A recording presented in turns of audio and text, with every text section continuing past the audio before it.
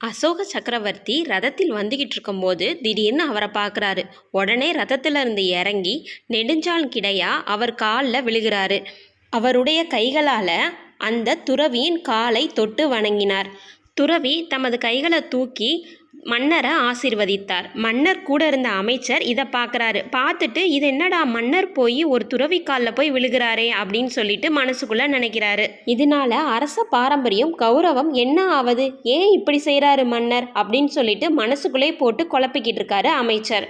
அமைச்சர் அரண்மனைக்கு சென்ற உடனேயே மன்னர்கிட்ட தன்னோட வருத்தத்தை தெரிவித்தார். அமைச்சர் கூறியதை கேட்ட அசோக மன்னர் சிரித்தார்.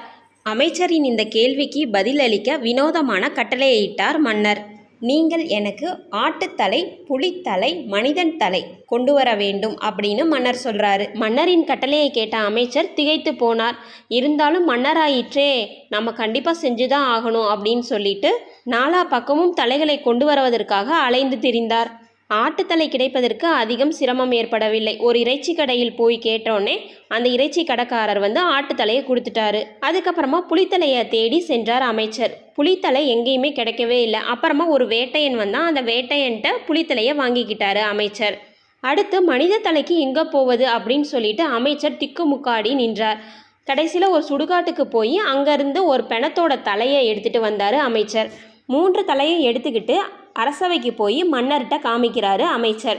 மன்னர் அதை பார்த்துட்டு தன்னோட கட்டளையை பிறப்பிக்கிறாரு. சரி அமைச்சரே, இம்மூன்றையும் சந்தையில் விற்று பொருள் கொண்டு வாருங்கள் அப்படின்னு சொல்கிறாரு. மன்னரின் கட்டளைப்படி அமைச்சர் அந்த 3 தலையும் விற்றுட்டு வரலாம் அப்படின்னு சொல்லிட்டு சந்தைக்கு புறப்பட்டு போனார். ஆட்டுத்தலையை விற்பதில் சிரமமே இல்லை, ஈஸியாக விற்றுட்டாரு. புலியின் தலையையும் வாங்க ஆள் இல்லை, வேடிக்கை தான் பார்த்து சென்றார்கள். அதுக்கப்புறமா கொஞ்சம் நேரம் கழித்து வேட்டையில் பிரியமானவன் ஒருத்தன் அந்த தலையை வாங்கிக்கிறேன் அப்படின்னு சொல்லிட்டு புலியோட தலையை வாங்கிக்கிட்டான். தன்னோட வீட்டில் தான் வேட்டை ஆடின மாதிரி அந்த தலையை மாட்டிக்கலாம் அப்படின்னு சொல்லிட்டு அந்த புலியோட தலையை வாங்கிட்டு போயிட்டான். மீதி இருந்த மனித தலையை பார்த்த கூட்டம் அருவருப்புடன் அரண்டு மிரண்டு பின்வாங்கியது. ஒரு காசுக்கு கூட அதை வாங்க யாரும் முன்வரவில்லை. அரண்மனைக்கு திரும்பிய அமைச்சர் ஆட்டுத்தலை உடனே விலை போனதையும் புலித்தலை சற்று சிரமத்துடன் விலை போனதையும் மனித தலையை வாங்க ஆளில்லை என்பதையும் மன்னரிடம் தெரிவித்தார். உடனே மன்னர் சொன்னார், அப்படியானால் அதை யாருக்காவது இலவசமாக கொடுத்து விடுங்கள் அப்படின்னு சொன்னார். இலவசமாக கூட அதை யாரும் வாங்க முன்வரவில்லை என்று அமைச்சர் மன்னரிடம் கூறினார். இப்போது மன்னர் கூறுகிறார், அமைச்சரே, மனிதனின் உயிர் போய்விட்டால் அந்த உடம்பு கால் தூசு கூட பெறாது. இருந்தும் இந்த உடம்பில் உயிர் உள்ள போது என்ன ஆட்டம் ஆடுகிறோம். செத்த பின்பு நமக்கு மதிப்பில்லை என்பது நமக்கு தெரியும். இதை உணர்ந்தவர்கள்தான் ஞானிகள். இத்தகைய ஞானிகளை விழுந்து வணங்குவதில் என்ன தவறு இருக்கிறது என்று மன்னர் அமைச்சரிடம் கேட்டார்.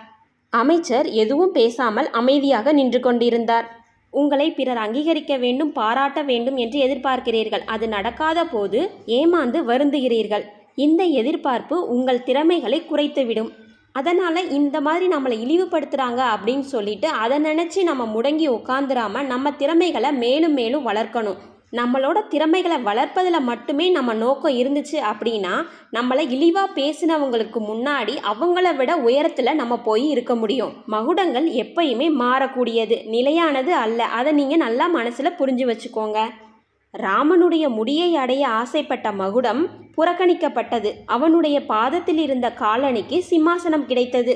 அதனால் நம்மளுடைய நிலைமையும் இப்படியே இருக்காது, கண்டிப்பாக மாறும். அதற்கு சோர்ந்து விடாமல் நம்மளுடைய திறமையையும் முயற்சியையும் வளர்த்துக்கணும். என்ன ஃப்ரெண்ட்ஸ், இந்த கதை உங்களுக்கு பிடிச்சிருக்கா? அப்படி பிடிச்சிருந்துச்சுன்னா நம்ம சேனலை லைக் பண்ணுங்கள், சப்ஸ்கிரைப் பண்ணுங்கள், மறக்காமல் பெல் சிம்பிளை கிளிக் பண்ணுங்கள். அப்போ தான் நான் போடுற வீடியோ உங்களுக்கு உடனுக்குடன் வரும்.